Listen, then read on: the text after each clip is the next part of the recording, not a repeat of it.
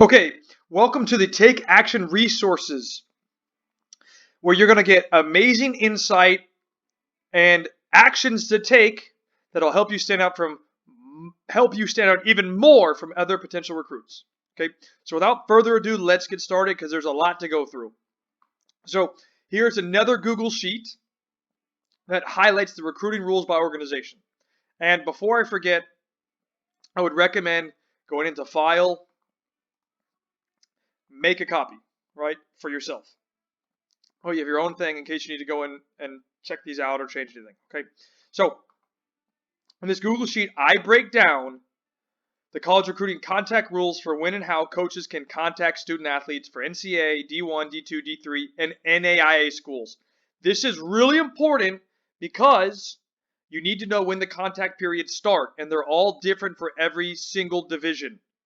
Okay, so I will do a video on this, but I need you to understand that they're different for every single division. You need to pay attention to this. Okay, now quick tip for you: student athletes can always reach out to a coach. They may not be able to reply or answer you, okay, or answer right away, so just be aware of that. Okay, I also walk you through 24 reasons of when and why to contact a college coach. So if you ever get stuck and you're like, well, I don't know if I should, if this isn't a good time, I don't know what I need to talk about.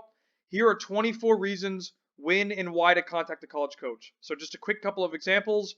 If you're going to attend their ID camp, if your team just released a season or tournament schedule, if you have new game film, if you're trying to schedule an unofficial visit, if you notice, and this is really important, if you're following the university and you notice that they win a big game, they win against their rival, they win the NCAA, they win their conference, send them a message, right? So if you notice that and you see that, for example, Signal Sports University won the Sunshine State Conference, and you want to come to my university, if you even just send me an email or drop me a call or send me a letter, right? Send me a letter and say, hey, coach, I saw you guys won the Sunshine State Conference. Congratulations. What a result. Or if you're going to visit my game, come to my game. Right? Come to the college games. Go to the college games. Let the coach know, hey, coach, I'm coming to watch you play. Coming to watch your team play. Right? And there's 24 of them. So there's no excuses. You have them here. 3 do's and don'ts of college recruiting is the next part, right? Always complete college recruiting questionnaires. Make sure you do this. Every school pretty much has one. You can find them on their website. Go to their website, go to their specific sport, and fill them out. Make sure you have positive references, okay? Include them in your CV and your playing resume, right? Put them in there. Phone number, email, and their full name. You may be surprised your current coach or that your college coach may know your current coach or one of your references. And that's a direct connect that you can have to get through the door. Okay? The third one is you want to make sure your highlights and game film are always up to date. Make sure it's relevant and close to the period of now, current. Keep it current. Okay, here's some don'ts for you. Don't send generic or bulk emails to coaches. Don't say, hi, coach. Be personal. Same thing. If you're calling, be personal. And don't just send something like, I'm very interested in university. I play this position. You want to stand out. You're going to stand out by talking about them. They want to know, a college coach wants to know that you're paying attention to what they're doing if you're going to be recruited by them. If you're not paying attention to them, you're going to be taken off the list. They're looking at 10,000 athletes a year. You have to understand that you need to try and stand out. Okay? Don't be generic. Don't call, text, or email coaches every single day. Don't do that. As you start progressing into junior, senior year, once a week is good. Okay? But don't be contacting them every single day. Make sure, don't make this mistake. Do your research. Make sure the coach wants you. Make sure you know you're going to play on the team. Make sure you understand how much you're going to play. Ask that question, coach, how much do you think I'm going to play? And he's going to say, well, Kyle, I think you're a starter. Or, well, Kyle, I think you're an impact. Or, well, Kyle, I can't guarantee you much. Right? You need to know that. Okay? So don't go there without doing your research. Okay? I have a couple questions that you can think about. Again, they're going to help you in this process, right? And it's very important. For example, how much or what would you do if you don't play as much as you would like? You need to make that kind of decision. Okay? Now, the next part is discussing ready to use email templates to send to college coaches. I walk you through first part, the truth about emails, right? I've mentioned to you before that on average, a coach gets 30 emails a day and will delete 25% of them. Sorry, not 25%, over 25. So at least 50% or more they're going to delete. So how are you going to stand out? Which you should already know by what we've discussed before. I give you an email checklist, right, to make sure you're doing these things correctly. I give you some additional thoughts and ideas to help you stand out when writing or sending emails. Make sure that you can try to find common ground, and here are some ideas, right, that you can use to maybe connect with a coach. For example, if you know one of their players. And here are your templates.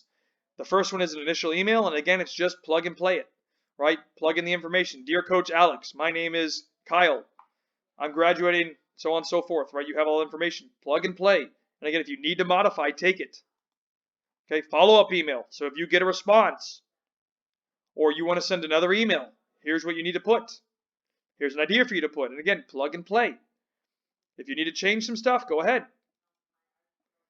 Here's one to write if you get a good response, a positive response from a coach. Okay? Reply. If they watched your highlight video or whatever the scenario is, because you sent them something, right? Whether it's a highlight, whether it's your CV, whether it's your schedule, right? Plug and play and edit as needed. The next part is taking charge, preparing for your first conversation with a college coach. I give you some additional questions that you may get, and these are some that I got for sure. Like, why do you think you can play at this level? What other schools are recruiting you? What kind of training have you been doing? Why are you interested in my school and program? Right? The coach wants to know why you want to come here. And there's other things that you're going to have to answer, but those are additional ones that you could get.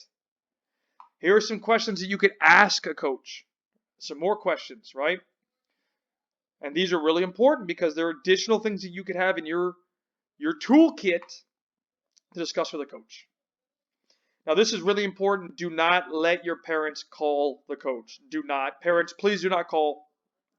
College coaches will take your child off the list if you're calling them. Do not call. Do not. They don't want to talk to you. They want to talk to the players.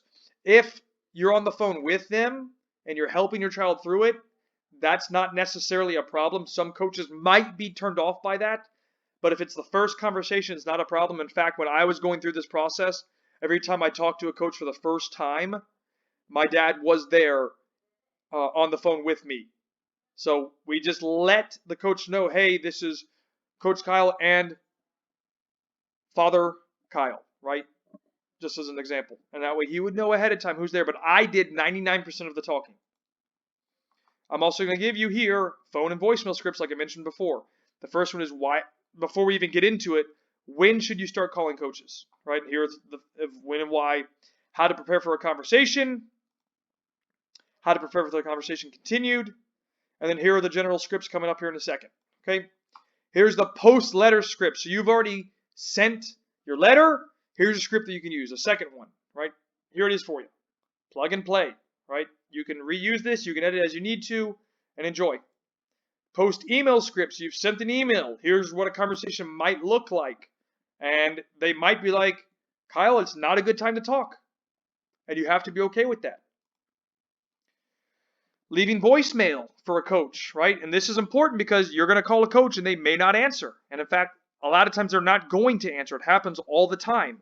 I give you some tips to leave or to use when you're leaving a voicemail, like your name, what school do you go to, the location, your position, the grade year, the reason why you're calling, how you're going to follow up, the best number to reach you, and then a closing. Okay, but practice this. And then I give you some scripts. Here's the one to use after sending an email. And usually voicemails are short and sweet. Okay? Here's one prior to sending an email. Call them. Let them know that you're going to send the email. Again, plug and play. Calling to ask questions. Let them know that you have a couple questions that you'd like to discuss with. Go ahead. Next part is learning how to text like a pro. Learn how to text with college coaches.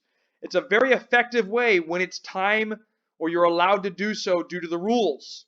Okay? Make sure you follow this next step here. Understand these key premises here. For example, you don't want to be texting them between 12 a.m. and 6 a.m. Don't do that. Not in the middle of the night. Okay? Here's a checklist for you. Make sure you're literally covering these topics. Really important. Okay? Don't have bad grammar or swear words. Don't do that. That'll ruin your chances of being recruited. Be professional at all times. And then, of course, here's some things to include, right? Maybe you congratulate them on something. Again, it's all about paying attention to them. Let them know that you care about their program, and that might get you through the door. Here's an example text, or a couple of them rather, right? Hi, Coach. Alex, good luck on Sunday. I look forward to watching the game. I'm getting ready for my game, or event, whatever it is, this weekend too. I've been practicing well, and I'm ready to play this weekend. Thank you, Kyle. Right? Something short, sweet, but professional. Okay, and the last part is social media. As I mentioned before, it's game time now with social media, and coaches are using it to evaluate athletes. Okay, you need to learn how to maximize your social media accounts to increase your college recruiting possibilities. And here are the rules from the NCAA regarding it. Okay, make sure you read this and understand it. Coaches are able, for example, to like, share, retweet, or favorite a recruit's post. They're not allowed to post on your wall, for example, on Facebook or on your Twitter feed. Okay? Make sure you understand these type of things and pay attention. Here's the checklist for social media. Don't make wrong mistakes. Stay focused, stay sharp. Don't lose an offer or don't be removed from a school's list because of mistakes. Okay, and this is how coaches use social media for recruiting. And this is the last tip for you. Make sure your account is public, but make sure there's no negative or inappropriate content. Okay, you need to make sure that it's public so coaches don't think you're hiding something. Okay, again, I hope you enjoyed this. There's a lot more information in here, but I wanted to give you some actual resources that you can use. And please make sure that you're making copies of all this information that I'm giving you. Very, very important that you do so. Have a great rest of your day.